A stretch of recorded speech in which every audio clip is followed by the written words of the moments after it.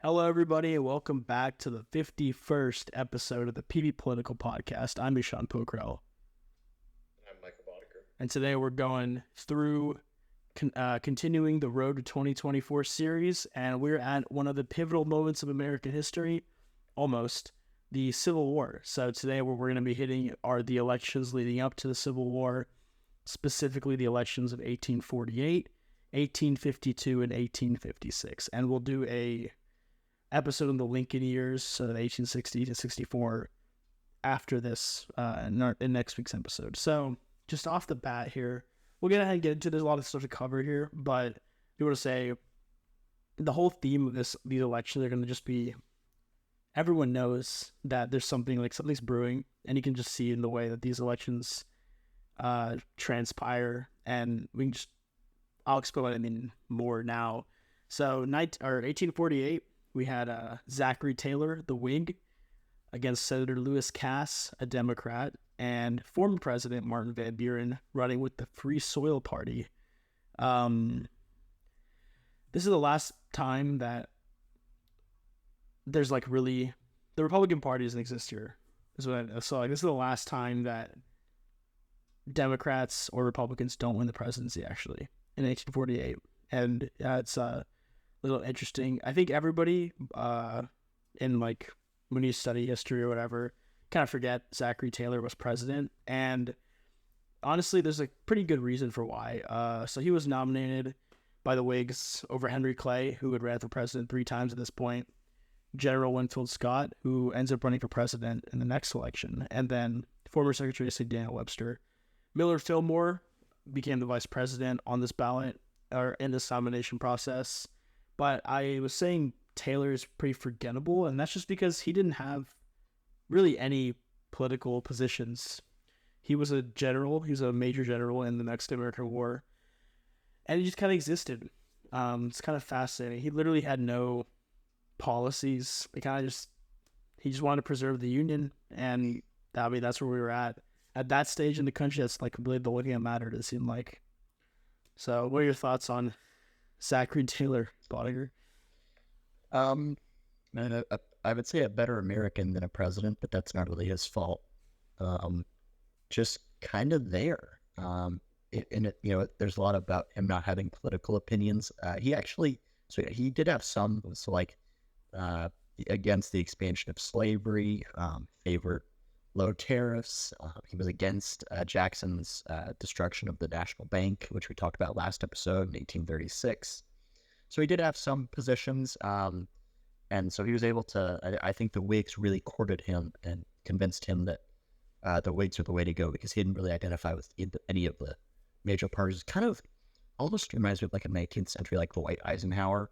No one really knew kind of where Eisenhower stood, and then eventually the Republicans won him over. So I think this is kind of an Eisenhower part 1, if you will. Yeah. And he does end up winning, but I mean, there just really isn't much of at this point in this election was so there wasn't really an appetite for politics at this point, because the feeling of the upcoming potential conflict and ended up being actual conflict was dominating everyone's minds, it seemed like, and everything I could find on online, it just seemed like this wasn't an election people were either enthused about, or they were freaking out about the election of 1840. They're just oh yeah, we have to go vote. No one was really. It's kind of a doomsday type scenario. I don't know. It wasn't great, but we'll move to the Democrats real quick. Senator Lewis Cass was the nominee. He was from Michigan. Martin Van Buren withdrew from the the Democratic nomination, ended up running for the Free Soil Party. So this made Lewis Cass and Secretary of State James Buchanan, at the time, the only viable candidates left. He won the nomination, Cass did, and his vice president was Major General William Orlando Butler. It kind of furthers the military. Always, I mean, just really anywhere, it's kind of a given that military leaders will end up being some of the higher political officers, just because of the respect the military commands in every civilization across history, really. But you can really see it in this time that first Taylor was a very decorated general, and then now William Orlando Butler was a vice president on the other side, or the nominee, and I think it was kind of a symptom of people realizing what was like the issues with the country. It's kind of just interesting to see like how heavy the military presence was in these elections moving into the Civil War. Yeah. And Well, and the thing is Cass was a pretty famous member of Congress at the time too. I mean, he was no slouch. He has a statue at Statuary Hall at the Capitol. And I think it's funny actually that Van Buren represented the Free Soil Party, being Jackson's successor, and knowing Jackson's complicated history with slavery. But really interesting. I mean, Taylor's the last Southerner to win a presidential election until Wilson, which is crazy because there was a Southerner, Andrew Johnson, but he technically didn't win the election. He just took over from Lincoln. yeah, and I think it's funny how Taylor just kind of, I guess, leading into his presidency, just totally, just basically, he was the end of the Whigs. yeah, Just really just was like, you know what? No more national bank. The future's only, the tariffs going to be increased only in the future for revenue. So no more protective tariffs like the 1842 tariff. There will really not be surplus federal funds from public land sales, and internal improvements will go on. So it just kind of, he just destroys the entire Whig program, which is kind of funny. yeah. But sucks for the Whigs. And you see that later on in who was it? Fillmore's run with the Know Nothings in 1856. He just kind of decimates the party, what the party stood for, in order to just like run his own campaign, which is interesting. That would never fly now, which is unfortunate, I would say. I mean, the candidate really has much less of a say of what goes, except unless you're President Trump, I would say, who had a very destructive force on the Republican Party structure, as in like he was not listening to the RNC or the GOP, I guess, which was a good thing. I guess it's like a populist thing, but you don't really see that as much anymore, especially on the Democratic side. You don't really see a lot of fight from the party platform or deviation from their candidates. So last, just real quick again, hold on. The last candidate, Martin Van Buren, Free Soil Party. They were born out of the former Liberty Party, who ran for president in 1844 and lost, and the Whigs and the anti-slavery faction of the Whig Party. They were called Barnburgers. They're also part of the Democratic Party. It was like a weird faction thing. Van Buren became their nominee. Charles Adams, a Massachusetts state senator, won the nomination for vice president. Not much really there, just kind of existed in this one. And we just get into the campaign. Van Buren was president after Harrison back in 1830s, so he's been out of office for a while. He decided to make a comeback here. Yeah. There's not much to talk about Van Buren. But going into the campaign, there wasn't much enthusiasm for it. So it's just like, I think the convergence of everything going on outside of the political world, the federal political world, just kind of killed this campaign. But Whigs backed Taylor, including big Whigs, no pun intended, like Abraham Lincoln or Rutherford B. Hayes, both who became president later on. They backed Taylor because of his military background and his ability in the Mexican-American War. Democrats kind of kept the same platform they've been having, the anti-national bank. They wanted to improve communities through federal subsidies. That's something that you'll still see today. And then high tariffs. Free soilers kind of just called the other two candidates like, I think the correct word was like lackeys to the slave like plantation owners and like the slave economy. But Martin Van Buren was actually always pretty lenient on the issue of slavery when he was president. So the Whigs were also only in ballots in 17 states. There were 29 states at the time, so they could win the presidency, but it was almost basically impossible to do so. And they did campaign a lot, and yeah, they didn't really have a shot at it, but they did campaign a lot. And actually did swing the election a little bit in Zachary Taylor's favor, because the Whigs campaigned heavy in the Northeast, where Democrats were pretty dominant at the time, and they took a lot of votes away from Lewis Cass up in the Northeast. Let me just make sure that I don't have the map in front of me, and yeah, Taylor did win states like New York, Pennsylvania, Massachusetts. He won the big states up north possibly because of the swing. So that's something. Pretty boring election overall, though. What do you have any thoughts about? Yeah.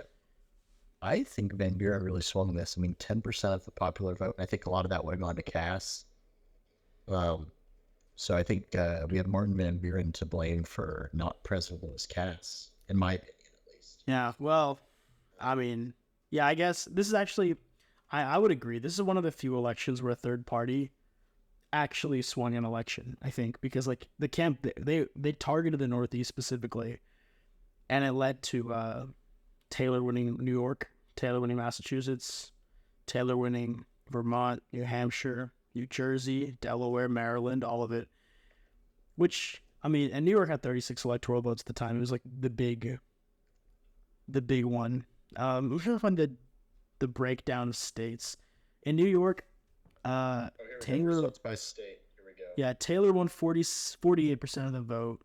Van Buren won 26, and Cass won 25 in New York. That's the biggest prize in the Northeast. That's interesting. I mean, yeah. That's huge. That's definitely a big swing. You can see the influence he had, especially in that state. And of course, that's the biggest state you could find, basically in the union at that time electorally. So good job, Martin Van Buren, I guess. But in the end, we'll move. Do you want to cover Taylor's presidency? There's not really much to cover there, I would say. But so there's a couple of interesting things. His term as president began on Sunday, March 4th, but the inauguration wasn't until the next day because of religious concerns, which I think is kind of funny. Also, kind of isolationist in Washington's way. It's funny that there's a note here that he often made time to meet with numerous office seekers and ordinary people who wanted to meet him, which is kind of funny. He also apparently attended an unusual number of funerals, including for Polk and Dolly Madison, who I forgot died during this time, which is really interesting because I don't associate her with this era, but the fact that she lived that long is actually kind of interesting. I had no idea. Yeah, she lived until almost 1849, which is crazy. Then Taylor, apparently, Eisenhower credits Taylor with coining the phrase "First Lady" in his eulogy for Madison, which is really interesting. And then apparently he spent a lot of summer of 1849 touring the Northeast because he hadn't been there very much. So kind of really interesting. He dealt with a lot of sectional crisis. There's the Mexican section. What do you do with slavery? Fugitive slaves. The Wilmot Proviso was there. William Seward is a senator at this time. There's just a lot going on here. His cabinet doesn't have much foreign affairs experience, so they're all wondering, what do we do? There's just there's a lot of things going on. And it's just a really interesting presidency. Not a long one, obviously. Technically, do we call it the bad cherries? Is that what we say, the bad cherries and milk? Yeah, that's I guess that's actually kind of fascinating. That's something that everyone forgets. First, Zachary Taylor existed. I don't blame him. But also people forget he died in office. He didn't complete his term. And he needed the cherries. Yeah. Well, and then, so obviously there's the Compromise of 1850 during his presidency, which allows statehood for California and gives it independence on slavery, and it included it retained slavery in D.C., but the slave trade would be banned. The Fugitive Slave Act is, I believe, the foundation for Dred Scott, passed during Taylor's administration. So yeah, a lot of the themes that come into play moving into the Civil War actually did come in Taylor/Fillmore's presidency, because Millard Fillmore obviously was an elevated vice president to the presidency. But yeah, like the Compromise of 1850 became a huge piece of the and then the Kansas-Nebraska Act followed that, which led into Bloody Kansas, which kind of was the first parts of the Civil War. There's a lot of connectivity in these. That's why we did these together. There's a lot of connectivity, despite being a little bit of a sleeper electorally. There was a lot of important things going on in this era, I guess politically, actually, like legislatively. So that's always interesting to see. Rib Zachary Taylor, his cherries. He's always drinking cherries with milk. That's why we're done with the cherries. And the Wikipedia definition of this says, on July 4th, actually, 4th of July, interesting. He reportedly consumed copious amounts of cherries and iced milk. Well, that's an interesting... Who was the person that was like, you know what? I really think the president's eating a lot of cherries tonight. Well, I wonder if he's. I would love to be a fly on the wall for that. He must be like, it must be like mashed up cherries, right? It can't just be cherries in milk, because I feel like that would be something they do. Just have like cherries whole in milk and then just drink. I don't know, but he poisoned. I don't know what his actual cause of death was, but there was a lot of theories that he was poisoned, and there's a lot. I don't think that was ever like true or anything, but it was an interesting death, I will say. It's one that does not get coverage at all. But with that, Millard Fillmore became president, and then we're going to get to the election of 1852, where this is where it really starts getting weird electorally. Actually, this one's actually kind of interesting.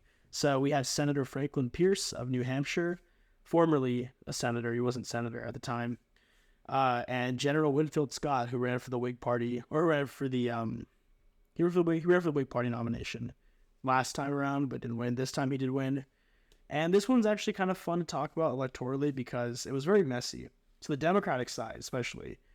Franklin Pierce, and I kind of like read a lot about Franklin Pierce in the build up to this because I never like thought about him as a president, but like when I was doing the research for this election, like what happened here, it got kind of interesting. So Franklin Pierce was a senator in the 40s, and then he went to go fight in the Mexican-American War because he was always like a reserve member of the army, but he never actually fought in combat. So he wanted to go fight in the Mexican-American War, and he got up to brigadier general, I think, but he always had like he got unlucky. So every time he'd be like fighting, he got hurt a couple times.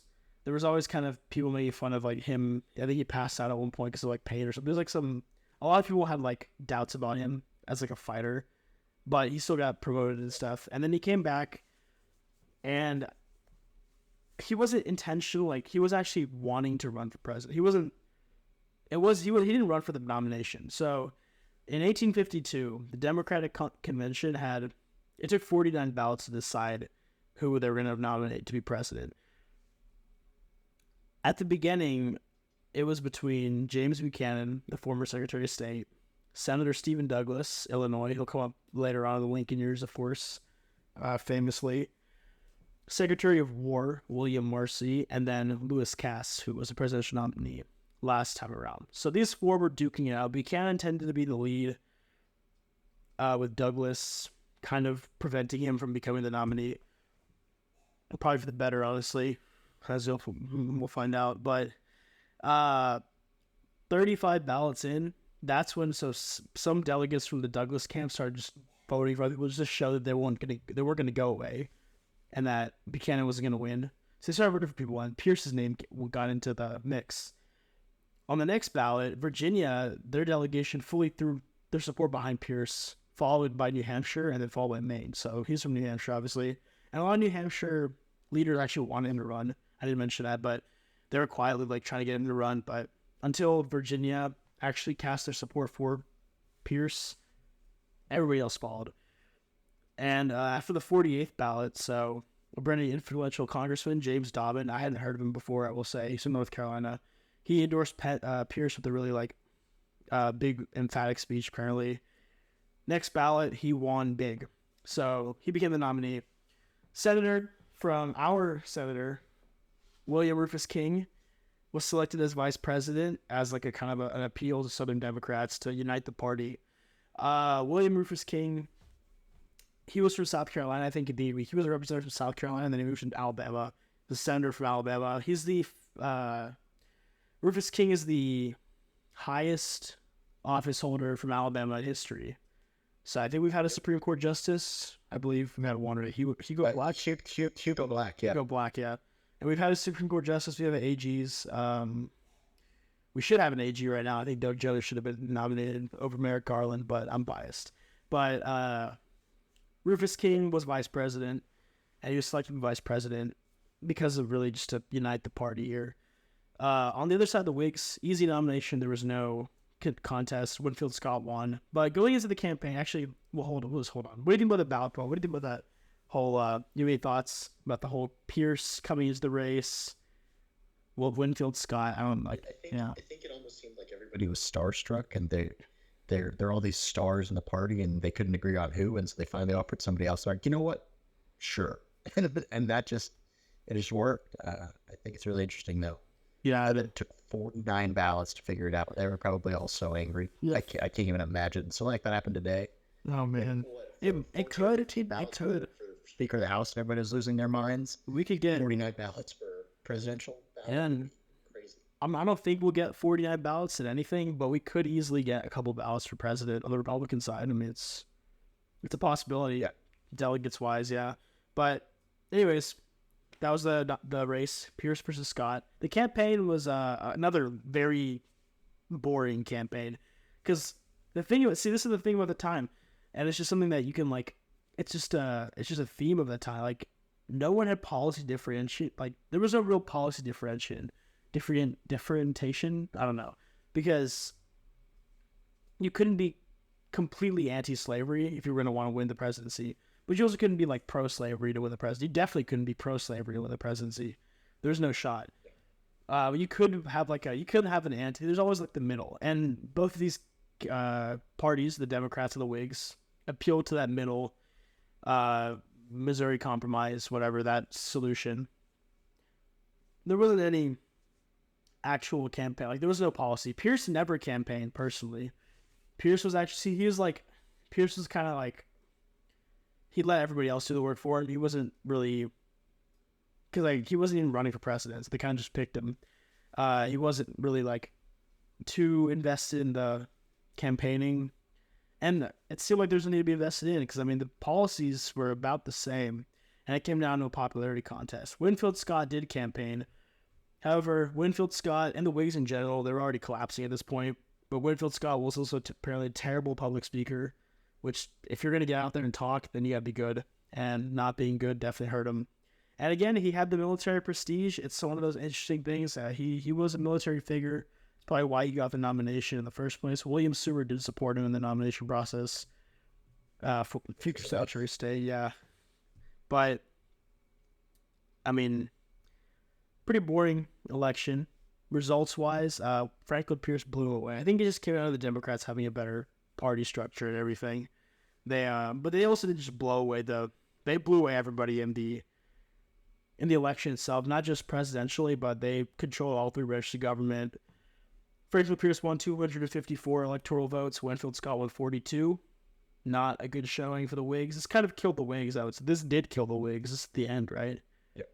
The end. Yeah, good run for the Whigs. How long was it? 1830s to 1850s? 20 or 30 years, 2 or 3 decades. That's unlucky. But, yeah, what are you going to do? I mean, and, yeah, that's the election part. Going into a little bit of, do you have anything on Pierce's presidency? I mean, you have here that, I mean, starting out with the death of your son, it's just horrible. Yeah. But the thing is Pierce vetoed internal improvement funding, which wasn't particularly popular at the time. Offered lower tariffs, depending on where you were in the country at the time, would be pretty popular. Could be popular or unpopular. And vigorously enforced the Fugitive Slave Act, which is another part of. I think he's even, I guess, part of the has the problem that caused Dred Scott. Completed the Gadsden Purchase from Mexico, so a little more land. Tried to acquire Cuba from Spain. The Ostend Manifesto during his presidency, which called for annexing Cuba, potentially even by force. Kansas-Nebraska Act during his presidency. He supported that, which was nullified the Missouri Compromise. So that directly, we all know about bleeding Kansas. Yeah. I feel bad for Pierce. But because of the stuff that happened with his son, and I'm sure he was going through a rough time, but it really was just a bad time to have someone so incompetent running the country. Yeah. I mean, I think Pierce, it's odd. Like, he seemed to be very competent going into the presidency. Like, I mean, he was a pretty effective senator. He's a pretty effective politician, military guy, veteran. He was also the youngest president at the time. He was 49 when he took office. So, and like, I mean, in his photo, when you look at like the old timey photos, he doesn't have white hair. He has black hair. So you tell he's pretty young. But Yeah, I think that just his son's death, I mean, that's brutal. His son died in the train accident. They were both on the train, his wife, his son, and President Pierce. This is right before the inauguration, actually, and they survived, but his son didn't. And that they both him and his wife actually both had severe depression after that, which definitely, I mean, it had to have played a part into his administration being pretty poor, which is unfortunate for him because it seemed like he had all the things to be like a pretty effective president, like popularity, like he could speak, like there's all that going on, but obviously, like what happened, and I agree. I think it definitely hurt his presidency. He's always rated one of the worst presidents, which I guess is fair. I mean, he did it for a reason. Yeah, a great right. I mean, it was not a good president, but it's unlucky for him. Even more unlucky for us in the state of Alabama. William Rufus King became vice president for literally like 3 months or a month. He died in office from tuberculosis. He actually never completed it. He wasn't even in the country when he became vice president. He's like Cuba. But he never actually performed any of his duties as vice president because he died. So that's wonderful. And I mean, it's just unfortunate. Yeah, and this is just another election in the string of one-term presidents. Yeah, this was a brutal time. I mean, Fillmore didn't even win his party's nomination as the incumbent president. Yeah, it was a bad time, and like it just showed like it just seemed like people were just like they have to do this, so they just did it. There was no real changing anything. There was no real ambition or anything. There was no innovation in this time. It's just about you have to elect a president. Let's just do it. Nothing looks good. No one's actually like looking to like heal. Or something. There was probably no point to heal. Like, there's probably no way they could heal it. But yeah, it was kind of a lost cause. It felt like at this time, and I mean, what are you gonna do? I feel bad for him, but I really think he could have done better. Yeah, let's get into the last one. This is actually maybe the one. This is the one, man. This is the one. I think. Yeah, so I think this election is the one that actually. This is the worst presidency, right? Camel's back, per se. Yeah, this definitely this is it. This is how we get to the Civil War. So the election of 18. Go ahead and give James Buchanan worst president. Yeah, I think James Buchanan is up there just from his lack of ability to do anything. I know Woodrow Wilson's popular here for being a bad president, but he's more of a just like policy wise, he's a bad president, in our opinions. Not because of like not being able to keep the country together and doing nothing to stop it. So yeah, 1856. James Buchanan, the Democrat. John C. Fremont, it's just Fremont, right? Republican. Yeah, Fremont. First guy from California run for president. Republican Party's finally here. And then Millard Fillmore, who's back after losing the Whig nomination, but he's with the Know Nothings now, which is fun. It's always a fun time in A-Push to talk about the Know Nothing Party. Let's get into the primaries here. James Buchanan. So he was the ambassador to Great Britain. They used to be called the minister. So he was that. He was also Secretary of State. I think it was for... Very qualified, right? Hey, you wouldn't think so. And I think it's something actually like being like Secretary of State and stuff. It's kind of devalued now, I feel like. I don't know if that's because Hillary Clinton became Secretary of State and then ran that campaign in 2016. That might be what it was because it was not a good campaign. I don't know what it was, but like, so even John Kerry was Secretary of State, right? When he ran for president? Or he became Secretary of State, yeah. But he didn't run after that. But anyways, James Buchanan won over Stephen Douglas, Lewis Cass, and Franklin Pierce. And Franklin Pierce lost. He really was kind of popular in the party. He lost because the midterms were disastrous for the Democrats. Actually, yeah, so the Democrats lost the midterms pretty badly. Actually, and we'll get into this on the Republican side, but the Republicans actually did pretty well in the midterms considering how they barely existed 2 years before this election. Delegates in the Democratic side of the party were very divided on slavery. That whole unity thing with Rufus King did not work out. William Rufus King, not just Rufus King. That's a different guy. That did not work out because he died. And also, Pearson actually picking him the vice president was just kind of vacant. Yeah. I think you're really frustrated that William Rufus King died out. I'm frustrated. I'm frustrated. Like, how do you have a vice president from the city? Like, we haven't had a vice president. We've had a Supreme Court justice. We have had 2 AGs. That's it. It's kind of crazy to think about. But We got work to do. there's a couple people I think could make it, but we'll see. No names. Buchanan won the first ballot, didn't win the nomination. The Democratic Party had this thing where they were like, you had to win 2/3 of the delegates to clinch the nomination. It's kind of stupid. That's why they went to 49 ballots the last election. Douglas dropped out. It was really Buchanan and Douglas again fighting for it. Douglas dropped out. And Franklin Pierce became the first and only president to not get nominated by his party for re-election while actively seeking re-election.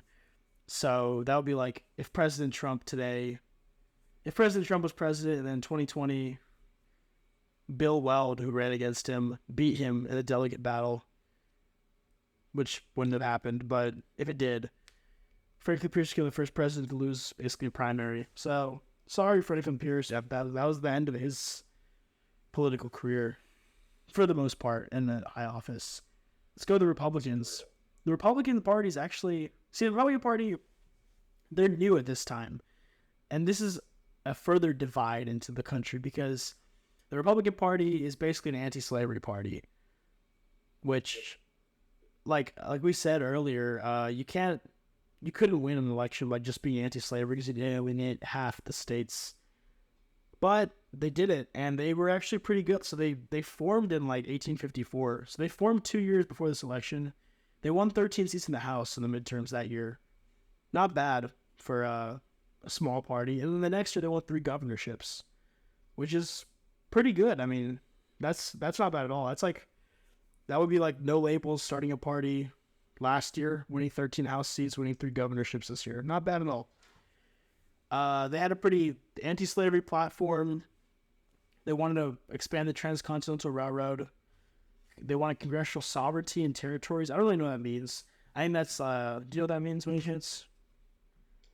Not sure. Maybe federal, I guess federal control. Yeah, I guess so. Yeah. Because, like, again, a lot of the Fremont was from California.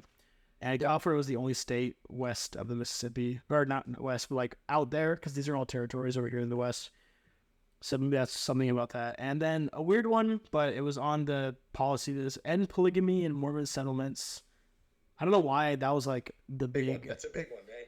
I just don't see why that was like one of their main. But it's just kind of funny to me that that's one of their main things. But I mean, what are you gonna do? I think this is really interesting for the people that ran. So there's John C. Fremont, Supreme Court Associate Justice John McLean, which Supreme Court Justice. Kind of forget that they were really political like back in this day. Oh yeah, like really political. And then there was Wade Seward, Lincoln administration, Salmon Chase, which future Supreme Court Justice almost got impeached. I think Salmon Chase. Was he chief? He might have been chief. He was chief justice, and they almost got impeached. Yep, and then Charles Sumner, who Brooks beating Sumner. I mean, everyone learns about that. That's throwing a push there for Brooks caning Sumner on the floor.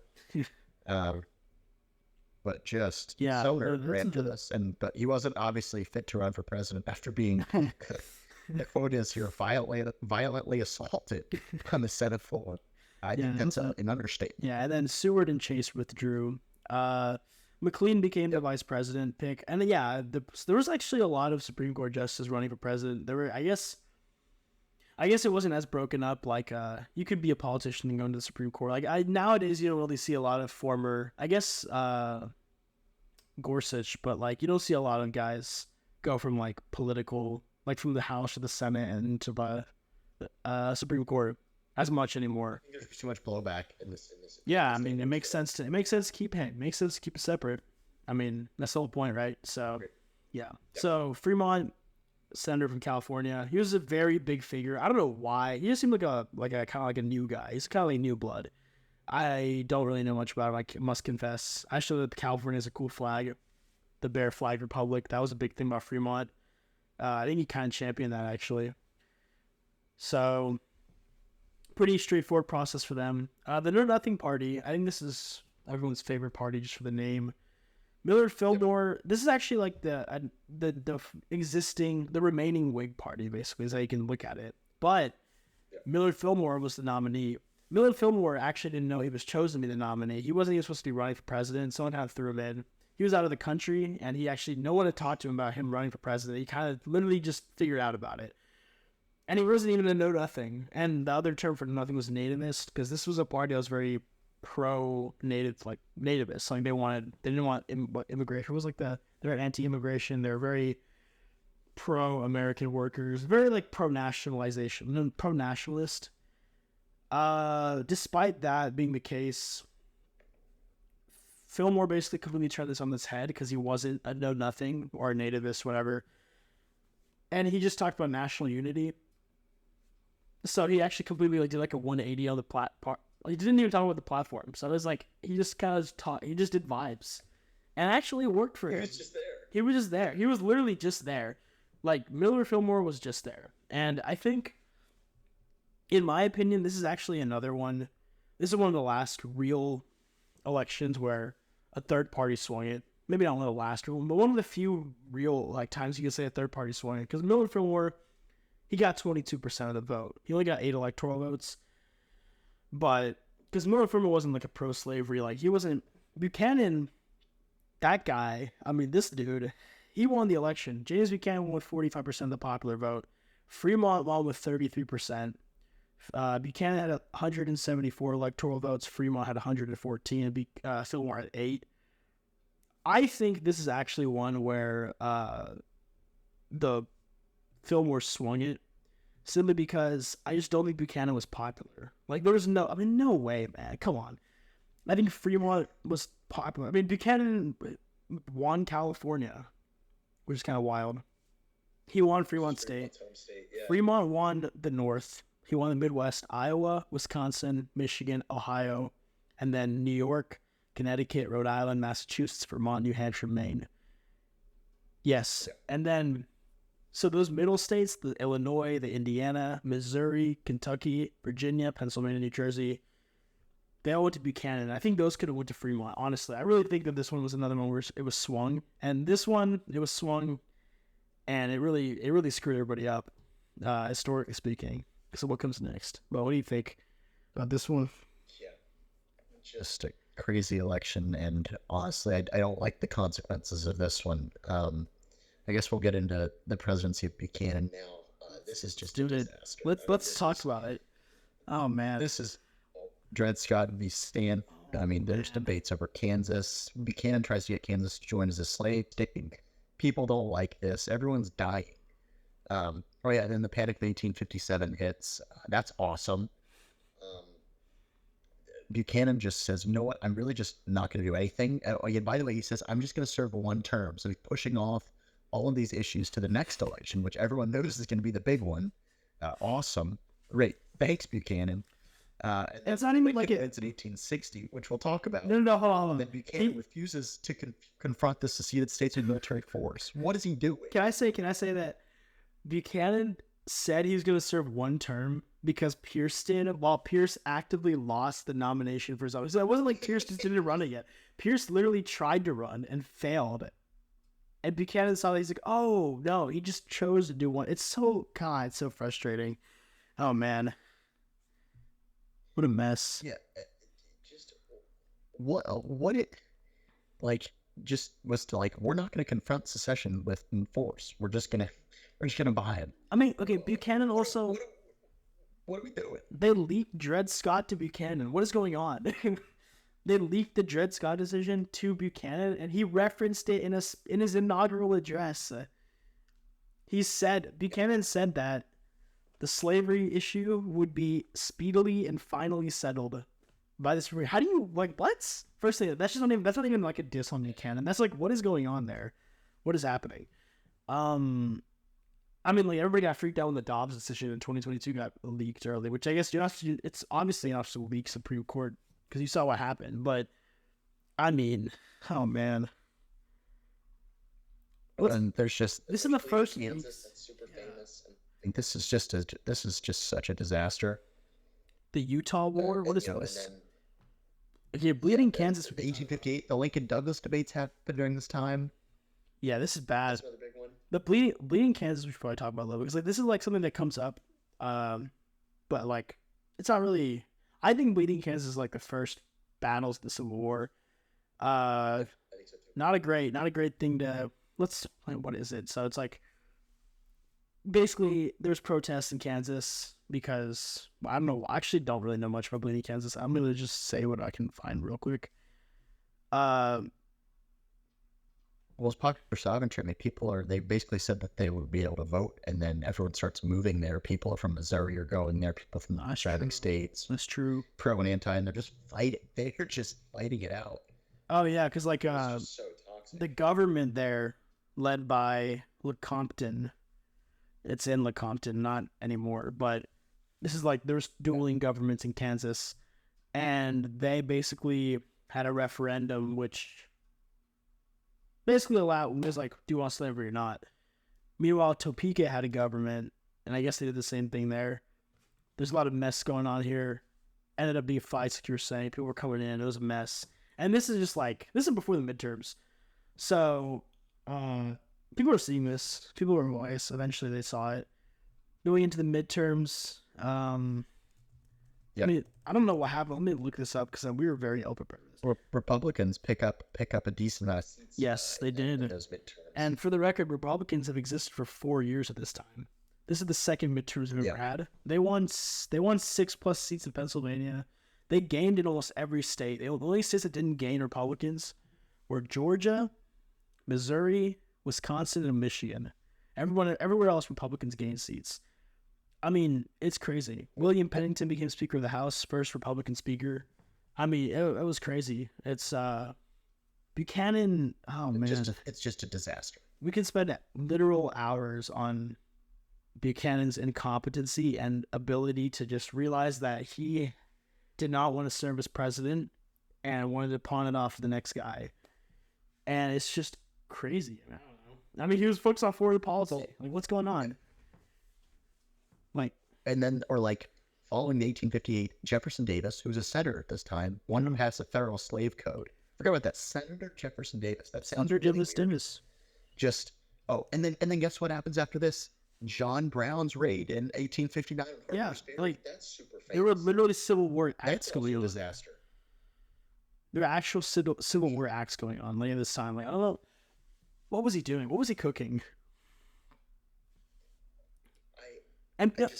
Wasn't Jefferson Davis Secretary of War during Taylor's presidency? He held multiple offices.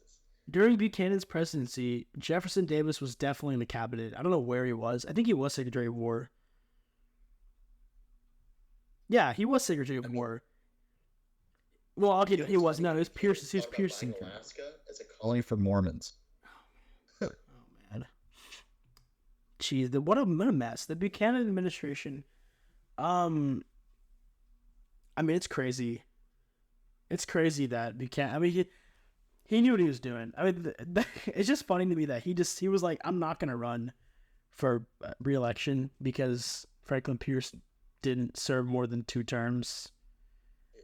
I mean, it's like a multiplayer video game. I think James Buchanan would have gotten kicked out of the lobby for throwing the game. That's so bad. Where do you rank not Jefferson, James Buchanan in your list of presidents? He is the worst president of all time. Yeah, he's worse than Dick Cheney when he was acting president, probably. And then guess what? Buchanan delivers his annual message in 1860. Blames the secession compromise crisis all on Northerners and anti-slavery. Mm. Where's Buchanan? So the secession was unconstitutional. So he's just sitting there playing both sides, and then you know what he says? He asks Congress to call a convention of states to propose that slaves being property is a constitutional amendment. Yeah, I mean, I don't even know. It's like he's playing both sides so he can come out on top, but like in both sides he's like in the bottom. Like, I don't know. There's no winning. I mean, it's ridiculous. Like there are even people that suggest that like had he not had some strong anti-slavery people in his cabinet, he might have recognized the Confederate States of America, which is a crazy thing to think about. Yeah, this is a mess. I mean, after he left the office, he was like always defending his actions, which is kind of crazy. I mean, yeah, no, it was a mess.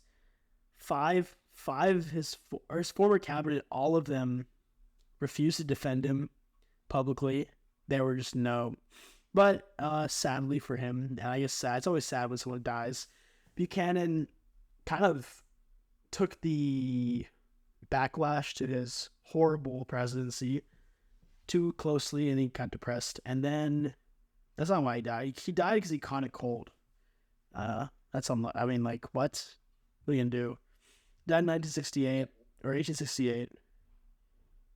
He really said that history will vindicate his memory. What is he yelling about? He's definitely the. I think every ranking ever has him as like the worst president in history. And I mean, Harper's Ferry happened during, or no, it was a Harper's Ferry or Fort Sumter.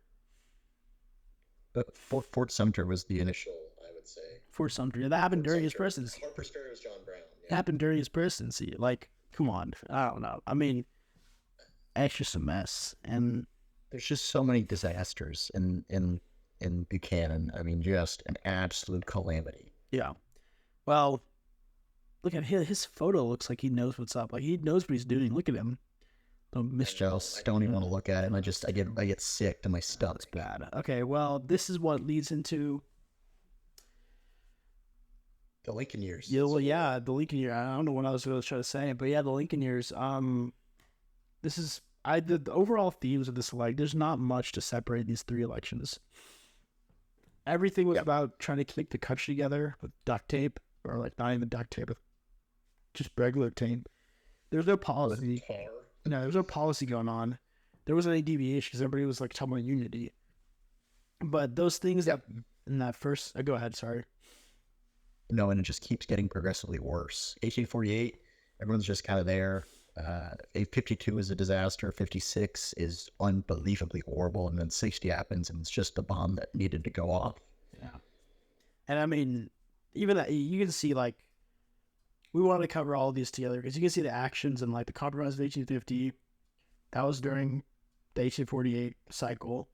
Yep. That led into the Kansas-Nebraska Act, and then Bloody Kansas. You know, it's like everything is snowballed. Mainly in these. It's like Dred Scott, John Brown, Jefferson Davis, the Federal Slave Code. Yeah, and then also like the emergence of a true anti-slavery party came, the Republicans. Yeah, and obviously now thanks to the Republicans coming up, now we have our two parties that will be in the future, which will be something we'll talk about later, but we're starting to get more of a modern political sense in that aspect. But I don't know. It's just like it sucks that we didn't get to cover Polk because Polk had a pretty good presidency. I mean, he's underrated to me, I think. And 1844 wasn't as bad as this at all. It actually really went downhill after James Polk left office, but it went downhill so quickly. I mean, at 12, like, jeez, it's crazy how fast everything went downhill here. Yep.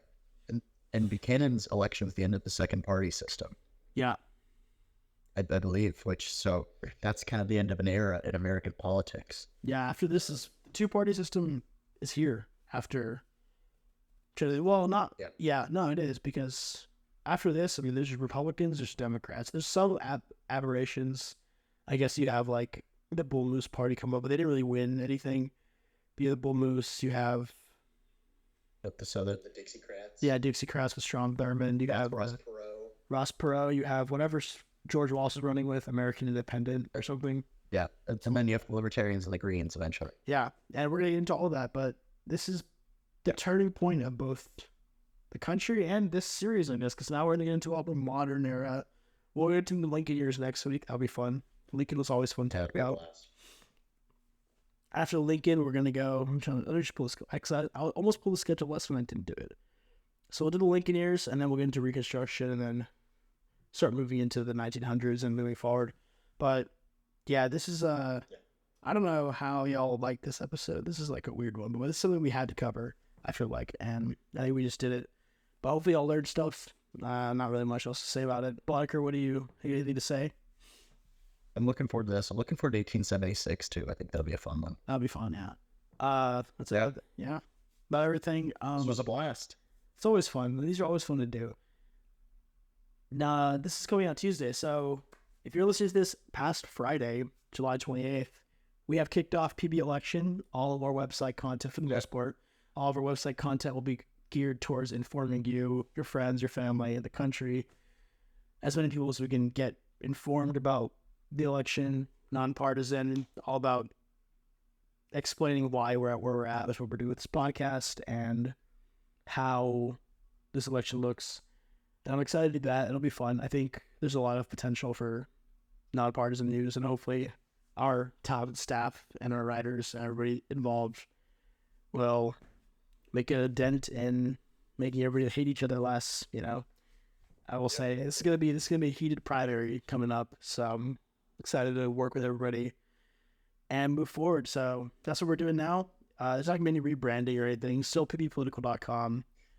We're not doing all that. It's too much work, but check it out. Check the website out. Share it. Keep it saved on your phones, because trust me, it's probably the best place to read political news for the next year and a half. So with that scary sign off, I guess. Thank you all for listening. I'm Eshan Pokhrel. And I'm Michael Bodeker. And goodbye.